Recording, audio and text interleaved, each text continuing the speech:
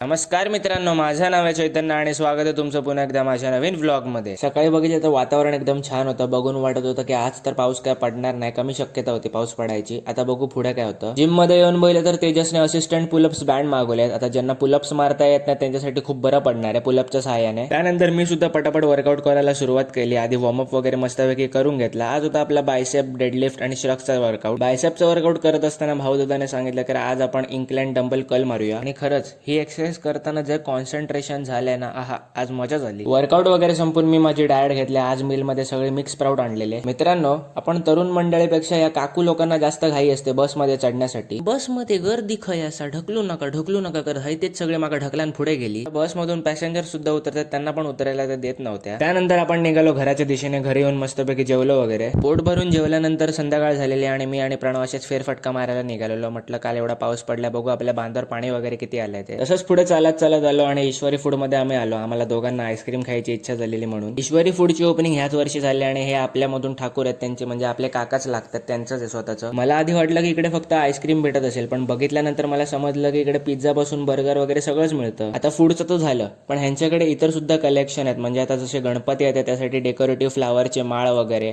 आणि अगरबत्तीचे तर कलेक्शन भरपूरच आहेत. आणि असणे युनिक कलेक्शन आहेत ना, मी आधी ह्याचे नाव पण सुद्धा ऐकले नव्हते. म्हणजे बखूर स्टिक वगैरे. डेकोरेशनसाठी फ्लावरचे माळ तर एकदम चीप रेट मध्ये स्वस्त आणि मस्त आहे. त्यानंतर मी आणि प्रणवने मस्तपैकी आईस्क्रीम एन्जॉय केली दोघांनी. छान फ्लेवर्स होते त्यांच्याकडे आईस्क्रीमचे सुद्धा. त्यानंतर माझं लक्ष यांच्या आजच्या मेन्यूवर गेलं आणि मेन्यू पण खूप छान होता, भारी होता एकदम. म्हणजे अगदी कॅफेमध्ये जसं भेटतं तसं सगळं होतं इथे. आणि मेन म्हणजे ह्यांचा मेन्यू ऑल्टरनेटली चेंज सुद्धा होत असतो. कधी पिझ्झा, कधी पावभाजी, खूप सारे व्हेरायटी त्यांच्याकडे. आपलं लक्ष एका अगरबत्तीने घेतलं, ती म्हणजे ही बखूर अत्तरवाली अगरबत्ती. आपल्याला तो अगरबत्तीचा बॉक्स आवडला म्हणून आपण तो त्यांच्याकडून विकत घेतला. जर तुम्ही निवतीम आपण फिरायला येत असाल आणि फिरून झाल्यानंतर खूप भूक लागलेली असेल ना, तर नक्की ईश्वरी फूडला भेट द्या. निवती बंदर अवघीकडून 2 किलोमीटर आहे आणि निवतीला जाताना हे राईट साईडला कॅफे लागतो. पुढे जाऊन तुम्ही म्हणाल की फास्ट फूड खायचं आहे, तर काही पुढे ऑप्शन नाही, त्याच्यापेक्षा ईश्वरी फूडला नक्की भेट द्या. इकडे खूप क्वालिटी आणि स्टँडर्ड फूड भेटतं. So that's it for video. जर व्हिडिओ आवडला असेल तर व्हिडिओला नक्की लाईक करा, शेअर करा आणि सबस्क्राईब करायला विसरू नका. थँक्यू.